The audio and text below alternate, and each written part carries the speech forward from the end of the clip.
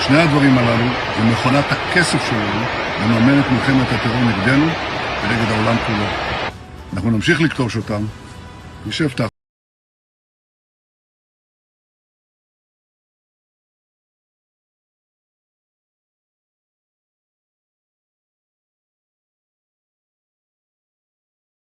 Menggunakan rudal terbesar yang pernah diluncurkan sejak perang bergejolak di akhir Februari kemarin. Rudal berjenis Fatah II menyasar pusat-pusat militer hingga berbagai jantung kota Zionis. Serangan ini memicu tewasnya ratusan tentara Zionis di medan perang. Jika kamu sudah membaca headlines berita tadi, Eyal Zamir selaku komandan perang Israel menyebut saat ini situasi pertahanan Zionis sedang di level mengkhawatirkan. Banyak ratusan tentara Zionis yang mengalami gangguan jiwa alias gila dan menolak untuk berperang melawan Iran.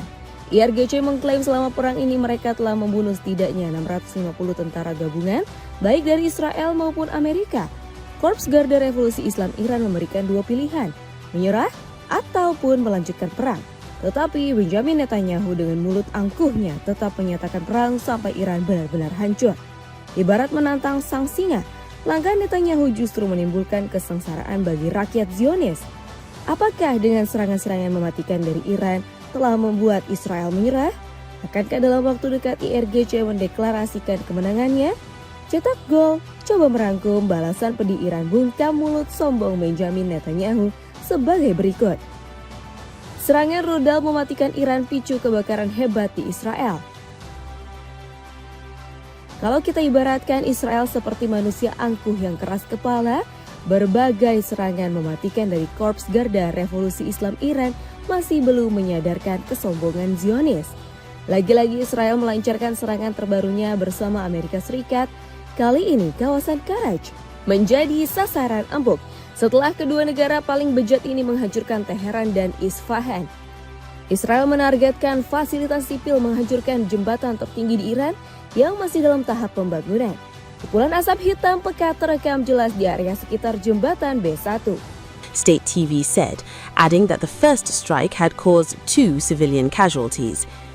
B1 Bridge is considered the Middle East's highest bridge and Akibat serangan ini, jembatan yang akan menjadi urat nadi perekonomian warga sekitar hancur.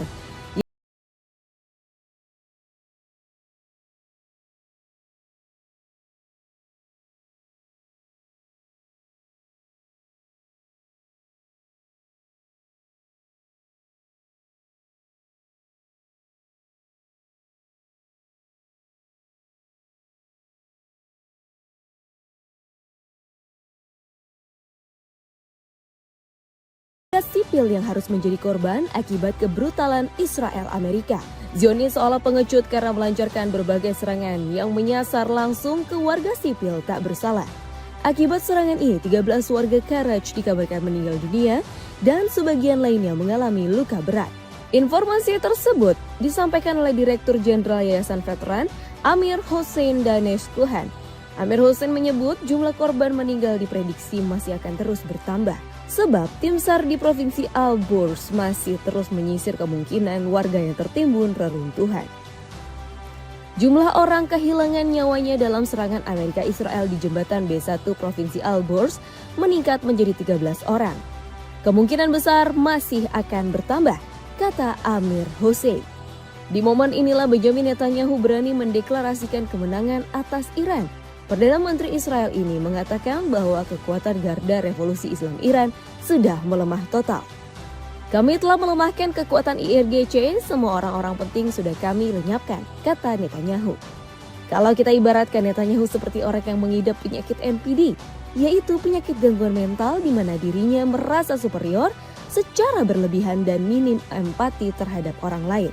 Dan benar saja Iran yang merasa tersudutkan membantah klaim sepihak dari Netanyahu. Ebrahim Zolfagari menegaskan bahwa kekuatan Iran masih sama dan tidak berkurang sedikit pun. Juru bicara Markas Pusat Khatam Al-Anbiya ini berjanji IRGC akan memberikan serangan telak terhadap Zionis. Ebrahim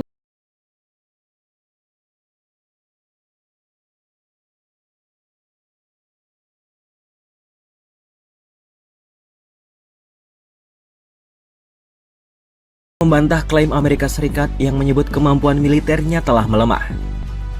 Juru bicara Markas Besar Khatam Al-Anbiya Ibrahim Zulfakhari menyebut Amerika Serikat dan Israel tidak memahami kekuatan dan peralatan militer Iran yang sebenarnya. Pada Kamis 2 April 2026, Zulfakhari memperingatkan musuhnya untuk tidak sembarangan berpikir bahwa pusat produksi rudal Iran telah benar-benar hancur. Menurutnya, dugaan tersebut justru semakin mendorong Amerika Serikat ke dalam kubangan jebakan. Ibrahim pun langsung menunaikan janjinya dengan tuntas lewat serangan besar Korps Garda Revolusi Islam Iran. Kali ini tidak hanya menyerang Tel Aviv, melainkan 3 kota di sekitarnya. Rudal skala besar dari IRGC telah mengakibatkan kebakaran di kawasan Al-Nakab. Bahkan kebakaran ini sulit dipadamkan hingga prediksi menyebar hingga Tel Aviv.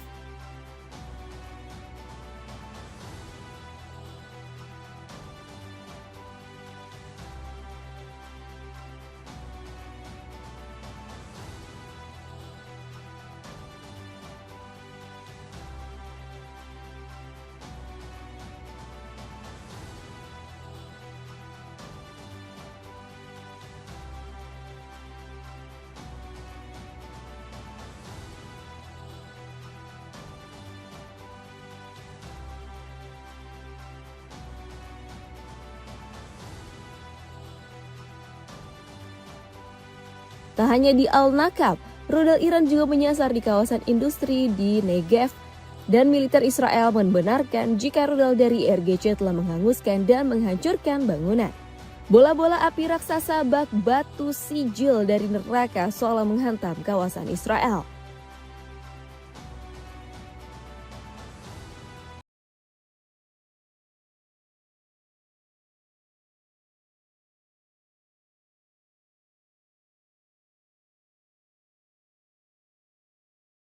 Kali pertama, Iran menyerang pusat industri Zionis di kawasan Beersheba. Api memumbung tinggi hingga menyebabkan asap hitam pekat di kawasan industri tersebut. IRGC pun masih belum cukup puas membalas kekejian yang diperbuat oleh Zionis. Sebenarnya, Korps Garda Revolusi Islam Iran enggan berperang menyerang warga sipil. Tapi IRGC sudah benar-benar muak lantaran Zionis kerap menyerang warga yang tak bersalah. Kamu tahu apa yang terjadi? Yap, Iran melancarkan serangan rudal terbaru ke kawasan padat penduduk di Beni Brak. Serangan ini melukai setidaknya 14 warga Israel serta gadis berusia 11 tahun yang mengalami kritis. Mungkin serangan ini tidak dibenarkan lantaran IRGC menyerang warga sipil. Tetapi Korps Garda Revolusi Islam Iran mengklaim bahwa ini adalah balasan setimpal yang harus diterima Zionis. IRGC juga melancarkan serangan terbaru di kawasan kota Ros Hayyin. Serangan ini mengakibatkan seluruh kota tersebut gelap gulita dan hidup dalam kegelapan yang mencekam. Ratusan tentara alami gangguan jiwa, Israel kekurangan prajurit.